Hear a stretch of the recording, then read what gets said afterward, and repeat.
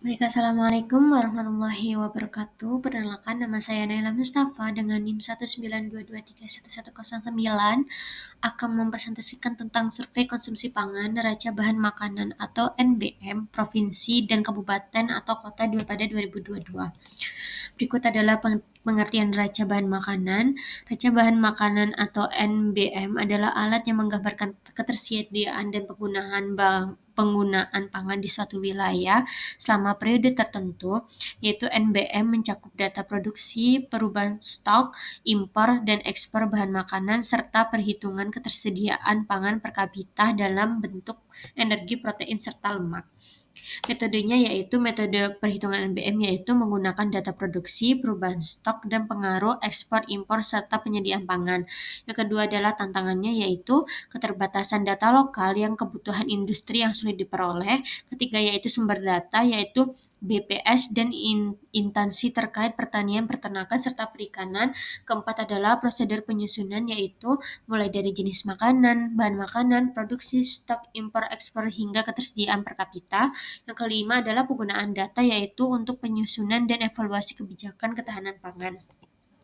Selanjutnya adalah pengolahan data HNBM, yaitu pertama pengumpulan data menggunakan sumber yang dapat diandalkan seperti BPS, Dinas Pertanian Provinsi, dan otoritas lokal lainnya. Kedua adalah perhitungan produksi dan perubahan stok, yaitu menghitung perubahan stok berdasarkan data stok awal dan stok akhir serta input produksi yang tersedia, yaitu menyesuaikan ekspor, impor, yaitu serta memasukkan data perdagangan. Ketiga adalah ekspor dan impor, yaitu untuk menyesuaikan ketersediaan pangan di wilayah tersebut, yaitu konversi untuk analisis gizi, mengkonversi ketersediaan pangan menjadi kandungan kalori, protein, dan lemak, menggunakan tabel konversi standar seperti yang ada di dalam dokumen.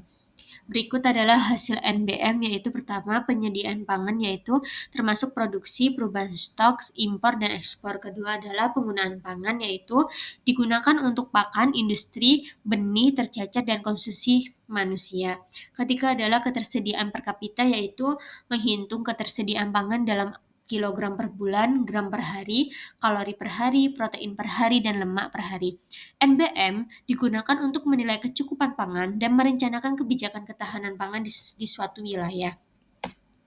Berikut adalah kelebihannya yaitu penyusunan yang komprehensif, kedua adalah diakui secara internasional, dan ketiga adalah mengevaluasi kebijakan pangan dan stabil pangan serta memperkirakan kebutuhan dan kekurangan pangan.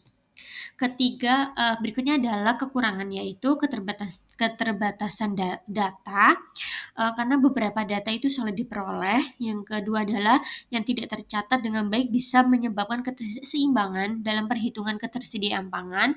Dan yang ketiga adalah pakan ternak dan industri pengolahan pangan. Berikut adalah validitas, yaitu validitasnya NBM mengandalkan data resmi yang dikeluarkan oleh instansi terkait seperti BPS, Kementerian Pertanian, Bulog, dan dinas terkait lainnya, sehingga data yang digunakan memiliki validitas yang tinggi selama data tersedia. Perubahan data untuk komoditas tertentu yang tidak memiliki data, estimasi berdasarkan konsumsi, dan perhitungan angka konversi digunakan yang dapat mengurangi validitas. Berikut ada rehabilitasnya, yaitu rehabilitas metodenya, yaitu metode yang digunakan dalam NBM berdasarkan pada pedoman internasional. Sudah terbukti reliabelnya ini banyak di negara, namun rehabilitasnya di tingkat daerah tergantung pada konsistensi data yang diperoleh dari instansi terkait. Pengulangan perhitungan, keakuratan perhitungan. Data dapat diperoleh oleh data yang tersedia dan apakah pengisian tabel dilakukan dengan benar dan konsisten oleh petugas yang berbeda di wilayah yang berbeda. Berikut adalah cara mengatasi bias, yaitu menggunakan data yang akurat. Kedua, sesuai dengan estimasi yang akurat, seperti tambah 10 hingga 20% untuk perbedaan konsumsi yang tersedia.